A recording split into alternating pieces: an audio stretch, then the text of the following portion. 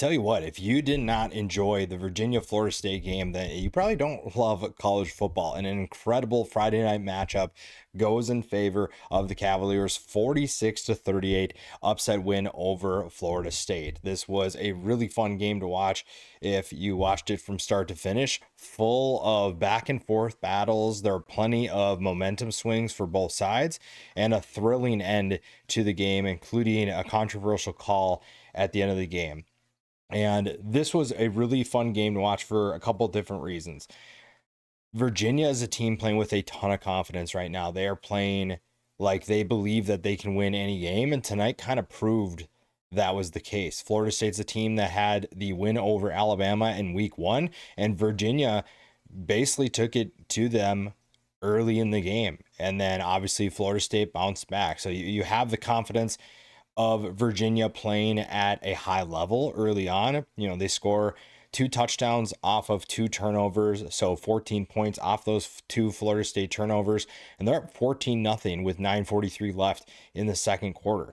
But Florida State, being a different team than they were last year, they bounce back, and they also take advantage of 2 turnovers to give themselves a 21-14 lead. Now, the first touchdown is set up by Duce Robinson, and for a while we kind of lose sight of Duce Robinson. We don't see him involved as much, and part of that is that I think that Florida State really wants to run the football. Pretty balanced attack tonight, 258 yards passing, 256 yards rushing. So I think at times you are going to see him, I don't want to say disappear, but you're not going to see him involved in the offense as much, which is kind of disappointing because he clearly has an impact on this team. He's clearly one of the best players on this team, and I think that his disappearance was disappointing if you're a Florida State fan. But then you take advantage of Chandler Morris's 2 poor decisions, 2 interceptions in the second quarter, puts Florida State back in the game, and that's kind of the Chandler Morris experience, right? You know that you're going to get a guy who can throw touchdowns, who can play at a high level at times, but he's also going to make some poor decisions. He's going to make some boneheaded decisions, and that put Florida State up 21-14. And I think Virginia teams in the past probably thought, okay, well, we had a good run, but they bounced back right away. Jamari Taylor responds with a 26-yard touchdown run where he runs over Earl Little Jr. and puts this Virginia team back in the game. And Jamari Taylor and Xavier Brown for Virginia are 2 of the better running backs that I think we're going to watch, and especially 2 guys that aren't getting talked about enough. Those 2 were phenomenal. 159 combined yards for those 2 and 1 touchdown. Chandler Morris scored 3 touchdowns on the ground. He also had 2 touchdowns passing. So the rushing attack was fairly solid for the Hoos.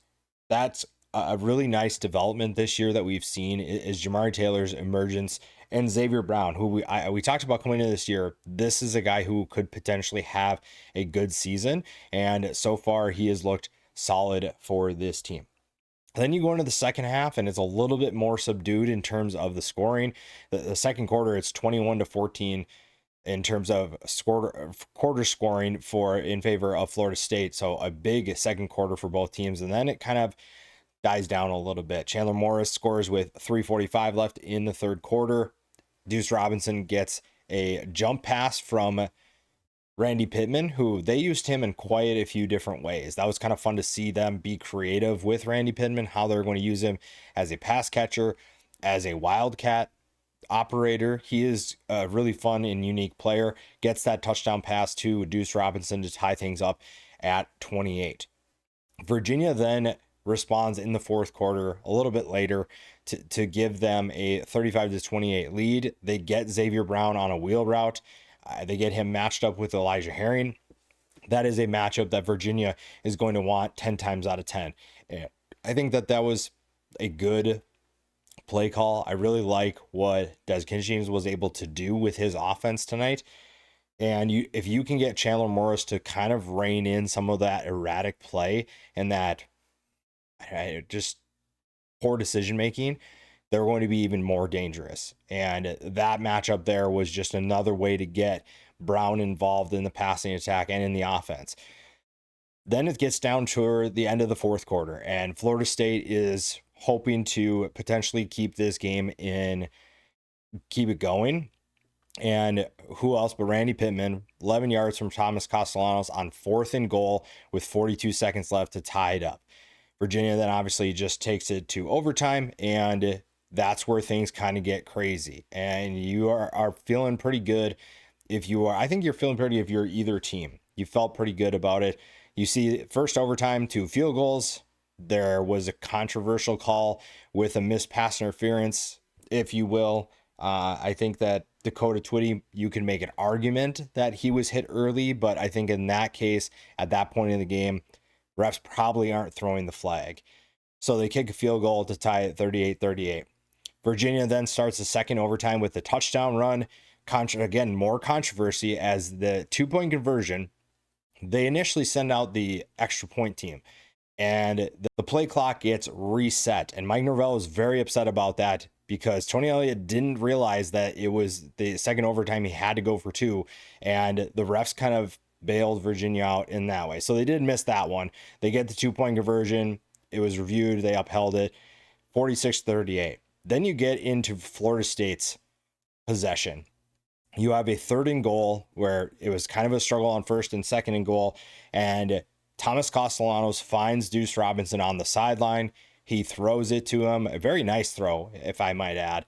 And it appears that Robinson, comes down with it after a couple of bobbles at the back of the end zone. So you feel like, okay, this game has the potential to be tied. They review it. Is very clearly, in my opinion, not a catch. He is bobbling it. There are arguments that, he's keeping it away from the defender. If you look at how the ball is moving, he clearly lets go with both hands, or at least one hand. And when he brings his hands back together, the ball clearly moves from his right hand touching it. So to me, he does not have possession of it. He does not have a catch. It's not a touchdown.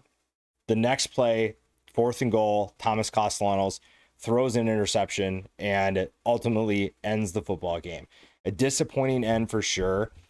And you can make an argument that there's controversy on both sides, but that's how the game ends. And it's a thrilling way for Virginia to get this win. Virginia is a team that we talked about coming into the year. Could Tony Elliott get exactly what he needed from this team to have a breakthrough season? It appears that they have that breakthrough season going on right now, and they are playing with a ton of confidence, like I said before. It's been really fun to watch them play so far. And again, if Chandler Morris can kind of dial things in it a little bit more, you're going to see a team that can take things to another level. Now, for Florida State, this is still a better team. I think the one thing coming from this game is that you clearly have something with your rushing attack. You clearly have some good things. Now, I'd like to see Usman Kroma used a little bit more in the rushing attack. I would just like to see what he can do with a heavier workload. I think that he's very capable of being that guy. I think that he can be a go-to guy for them. Now, again, they have a lot of different options when it comes to that. We saw Mekhi Danzy. We didn't see Jalen Lucas as much. We haven't really seen him. I don't know what's going on there. I'd like to see him more involved as well. But I think that Usman Kroma is the best running back on this team. I'd like to see him more involved, but clearly what they're doing is working. Now, you have to obviously avoid situations where maybe you're trying to get Castellanos to throw more, but having Duce Robinson clearly makes an impact on that as well. Robinson, 9 catches for 147 yards. So it's not like they were struggling. Overall, the offenses, though, I think look pretty good. Florida State, 514 total yards for the game. Again, that balanced approach. Virginia, 440. The turnovers, like I said, were the big momentum factors. Both teams turned the ball over 3 times. That's going to hurt you no matter who you are. And ultimately, it ends the game for Florida State. But big win, Virginia. Really excited for them. I think that was going to be a fun team to watch coming into the year if they could put things together. They clearly have their ducks in a row, if you will.